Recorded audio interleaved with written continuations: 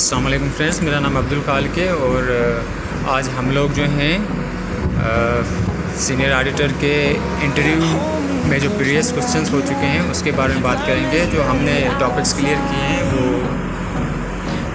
जो है वो सबसे पहले हमने इंट्रोडक्शन क्लियर किया था, उसके बाद एक्सपीरियंस क्लियर किया था, उसके बाद अकाउंटिंग और ऑडिटिंग की डेफिनेशन और डिफरेंस जो है वो क्लियर किया था, उसके बाद टाइप्स ऑफ ऑडिट क्लियर किया था। तो हमने जो लास्ट लेक्चर में टाइप्स ऑफ ऑडिट पढ़े थे उसमें हमने 3 टाइप्स पढ़े थे। सबसे पहले जो हमने टाइप्स पढ़े थे वो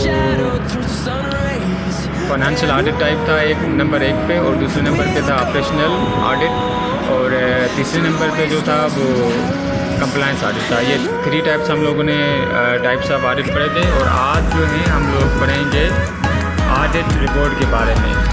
जी फ्रेंड्स, हम आज जो पढ़ेंगे ऑडिट रिपोर्ट के बारे में पढ़ेंगे। और ऑडिट रिपोर्ट कौन देता है? ऑडिट रिपोर्ट जो है वो सीनियर ऑडिटर देता है शेयर होल्डर्स को और बोर्ड ऑफ डायरेक्टर्स को। जो AGM होती है, एनुअल जनरल मीटिंग होती है, इसमें ऑडिटर को ऑडिट रिपोर्ट देनी होती है।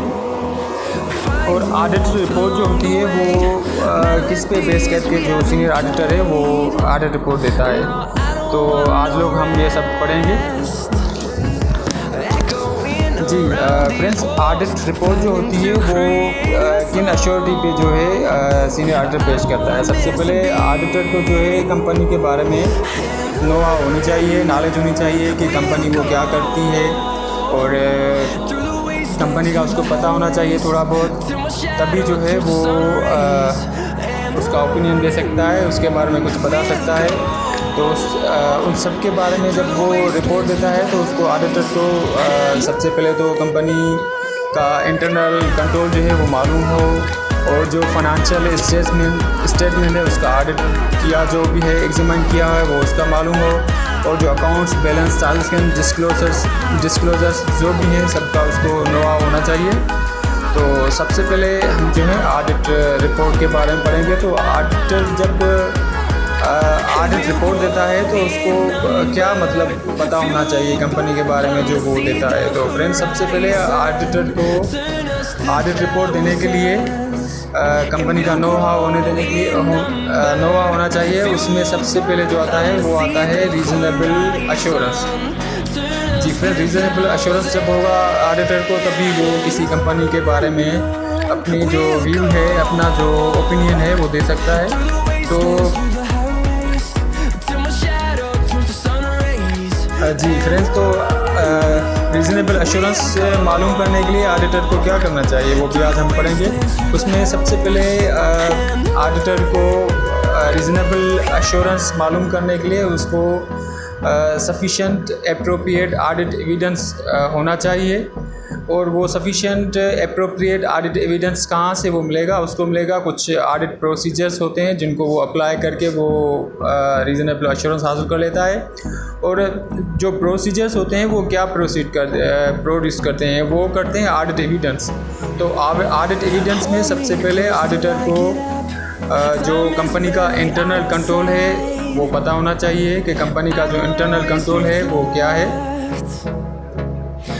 तो इंटरनल कंट्रोल में क्या होता है, ऑडिटर को ये मालूम होना चाहिए कि जितनी अगर सप्लाई हो रही है या परचेजिंग हो रही है तो उसके जो चेक पॉइंट्स हैं वो कितने हैं। यानी कि वो जो चेक पॉइंट्स है, सपोज़ अगर कोई चीज़ परचेज़ कर रहा है, कंपनी परचेज़ कर रही है, ठीक है, तो उसके लिए चेक पॉइंट सिर्फ एक ही है, स्टोर मैनेजर है, या स्टोर मैनेजर के अलावा कोई और भी है उसकी चेक्स पॉइंट्स पे।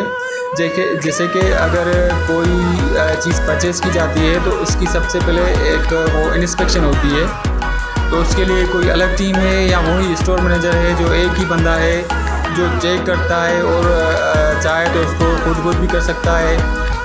तो उसके लिए जो है इंटरनल कंट्रोल में फॉर एग्ज़ाम्पल 2 से 3-4 चेक पॉइंट होनी चाहिए, जिसमें स्टोर मैनेजर अलग हो, इंस्पेक्शन टीम अलग हो, और गेट पे कोई उनका बंदा जो है वो अलग हो जो चेक करे कि भाई ये इतना जो है मटेरियल जो है हमने परचेज़ किया है और स्टोर में भेजा था। अगर कोई कम पहुंचा है स्टोर में तो वो क्यों पहुंचा है, कहाँ गया वो। तो सपोज़ ये चेक्स और पॉइंट जो हैं वो ज़्यादा होने चाहिए, ये इंटरनल कंट्रोल में आता है। और उसके बाद सेकंड लेवल पे जो ऑडिटर मालूम करता है वो सबसे पहले तो अकाउंट्स जो बैलेंस होते हैं वो मालूम करता है, वो वाउचर्स के थ्रू देखता है। अकाउंट बैलेंस जो है फाइनेंशियल और ट्रांजैक्शन जो है वो वाउचर के ज़रिए चेक करता है। थर्ड नंबर पे जो है वो फाइनेंशियल स्टेटमेंट है, फाइनेंशियल स्टेटमेंट्स उनको चेक करता है, उनका एग्जामिन करता है, ऑडिट करता है कि जो भी 4 फाइनेंशियल स्टेटमेंट्स हैं, सपोज़ बैलेंस शीट है, इनकम स्टेटमेंट है, कैश फ्लो स्टेटमेंट है, उसके बाद ओनर सिक्योरिटी स्टेटमेंट है और जो डिस्क्लोजर्स हैं, इन सबका जो है वो ऑडिट करता है, एग्जामिन करता है। उसके बाद जो है वो ऑडिटर अपना जो व्यू है या जो अपना ओपिनियन है वो देता है, उसके बाद ही वो अपना ओपिनियन देता है। तो ये चीज़ें ऑडिटर को जब मालूम होगी तभी वो ऑडिट रिपोर्ट देगा। तो फ्रेंड्स अब हम लोग देखते हैं कि ऑडिट रिपोर्ट में क्या क्या चीज़ें आती हैं। ठीक है, तो सबसे पहले ये हमारे पास एक फॉर्मेट मौजूद है ऑडिट रिपोर्ट का, जो मेंबर्स को वो पेश करता है एनुअल जनरल मीटिंग में, AGM कहलाती है। AGM में वो ऑडिटर जो है वो रिपोर्ट मेंबर्स को देता है, पेश करता है। तो सबसे पहले यहाँ पे कंपनी का जो है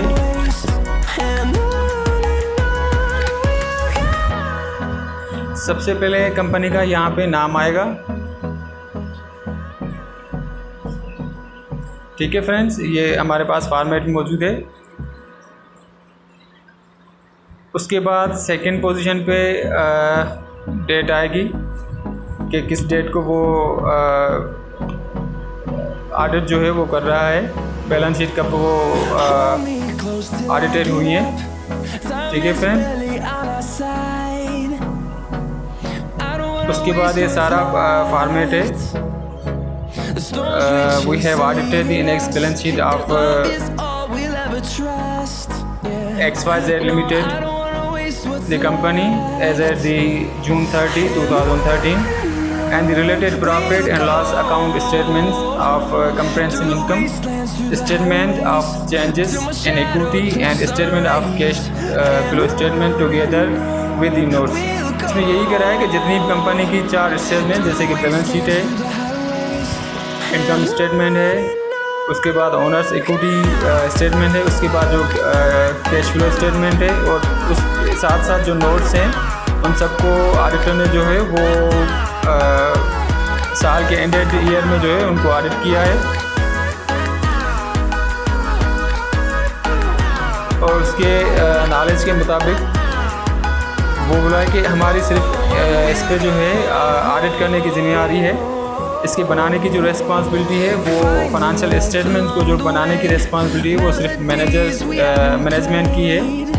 ऑडिटर की रेस्पॉन्सिबिलिटी क्या है, ये बोला इसमें है कि मैनेजमेंट की जो रेस्पॉन्सिबिलिटी है वो ऑडिट को जो है इन फाइनेंशियल स्टेटमेंट को जो है बनाना है और मेंटेन करना है, इंटरनल कंट्रोल और प्रेजेंट करना है, और इनको कंपनी ऑर्डिनेंस और IFRS, ठीक है, इंटरनेशनल फाइनेंशियल रिपोर्टिंग स्टैंडर्ड्स के मुताबिक बनानी है।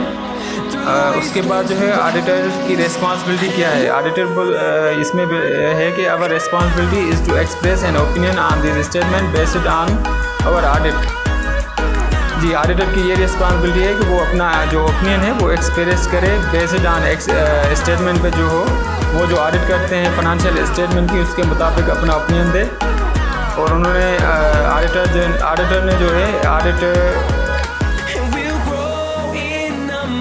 कंडक्ट की है अकॉर्डिंग ऑडिटिंग स्टैंडर्ड के मुताबिक जो पाकिस्तान में एप्लीकेबल हैं और रीज़नेबल एश्योरेंस की बुनियाद पे उन्होंने व्यू पेश करना है जो मैंने आपको बताया।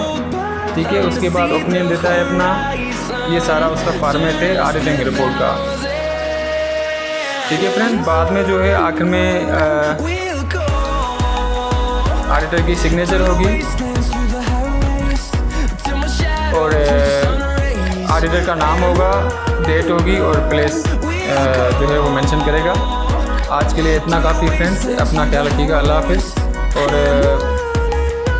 मज़ीद हम लोग इंशाल्लाह कल जो हैं कल के लेक्चर में पढ़ेंगे। अपना ख्याल रखिएगा और चैनल को लाइक और सब्सक्राइब करिएगा अगर आपको पसंद आया तो। अल्लाह हाफिज़।